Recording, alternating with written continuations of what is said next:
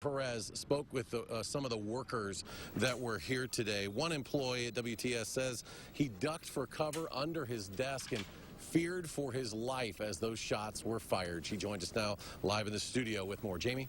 Eric, well, the man we spoke with is very brave, as you're about to see and hear for yourself. He tells us what was happening when this was all going down and is asking the question that we're all wondering, and that's what's next.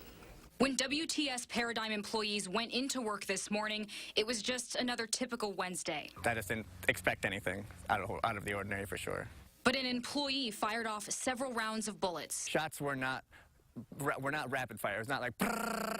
It was just bang, bang, bang, bang, and then bang, bang. So it was just, you could tell that it was kind of calculated shots. It wasn't just spraying around. But all Drew Beatty heard was his own thoughts racing through his head. You don't expect an office to get shot to begin with.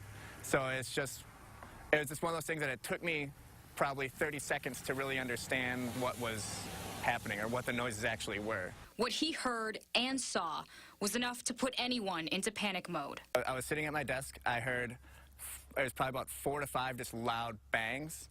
And at that time, I didn't really process what was happening. So I looked around, and then I heard a couple more bangs, and then I saw one of my coworkers just bolt out the door. And then that's when I realized this is a crisis situation. At the first opportunity of silence, he bolted for the door, where he says one of his own coworkers was injured. He was on his hands and knees, and you're just saying that he was shot.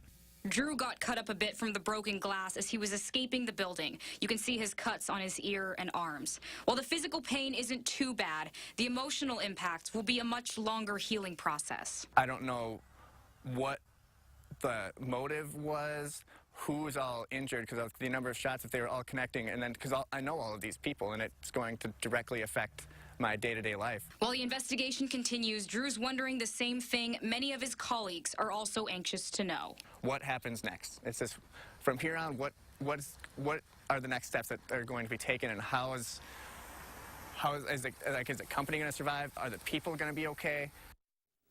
We reached out to WTS Paradigm management and staff for comment and additional information. We have not been able to reach anyone at this time, but we will be sure to keep you updated with the latest in this developing situation. Back to you. All right, Jamie Perez joining us live from the News Center. Drew, with a lot of questions that a lot of law enforcement officers are trying to piece together as this investigation really begins in earnest here in Middleton. We will continue our coverage.